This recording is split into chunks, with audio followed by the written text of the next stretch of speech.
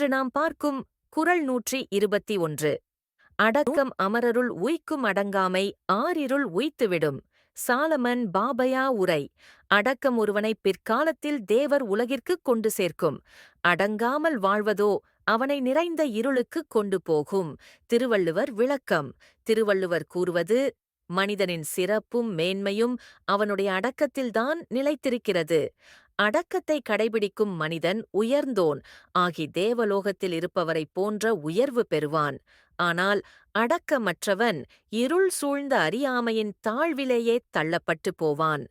சாலமன் பாப்பையா இந்த விளக்கத்தில் சாலமன் பாப்பையா அவர்கள் கூறுவது, அடக்கம் என்பது மனிதனை எங்கு வைத்தாலும் பிரகாசிக்கச் செய்யும் குணமாகும். அது நம் குணநலனின் சிகரம். அதற்கு மாறான அடங்காமை அறிவில்லாத இருள் சூழ்ந்த நிலையை உண்டாக்கி அவனை வீழ்ச்சியடையச் செய்யும். ஆகையால் அடக்கத்தை வளர்ப்பதே மனித வாழ்வின் உயரிய அடையாளம் என்கிறார்.